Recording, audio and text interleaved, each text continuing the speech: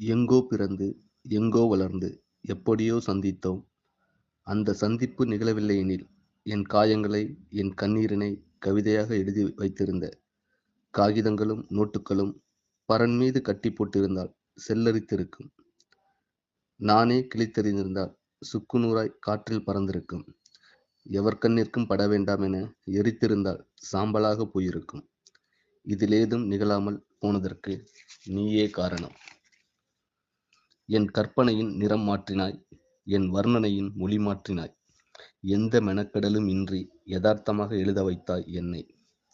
2025 இந்த ஆண்டில் கூட எனது 2வது புத்தகம் உயிரெழுத்துக்கள் உன்னோடு பெரம்பலூர் புத்தக கண்காட்சியில் வைக்கப்பட்டது.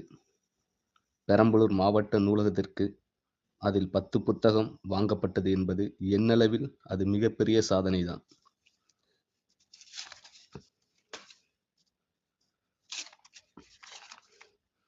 மனதார சொல்ல வேண்டுமெனில் அதற்கு காரணம் அன்றைய உதவி பேராசிரியராக இருந்த நீயே இன்று PhD முடித்து டாக்டர் புவனேஸ்வரியாகவே இருந்தாலும் இனிய பிறந்தநாள் வாழ்த்துக்கள், பிறந்ததற்கும் வாழ்த்துக்கள், இனிய பிறந்தநாள் வாழ்த்துக்கள், பிறந்ததற்கும் வாழ்த்துக்கள் என சொல்லி ஒவ்வொரு வருடமும் உன்னை அளவிற்கு அதிகமான அன்புடன், அளவிற்கு அதிகமான கவிதையுடன் கொண்டாடி கொண்டே இருக்கிறேன்.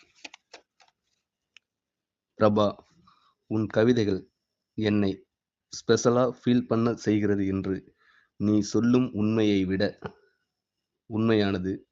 நீ பிறந்ததால் நான் உயர்ந்தேன், என் கவிதைகள் வளர்ந்தது என்பதும். உனக்கு என் உயிரிலும் மேலான, என் உணர்விலும் மேலான பிறந்தநாள் நல்வாழ்த்துக்கள் புவனா மேடம்.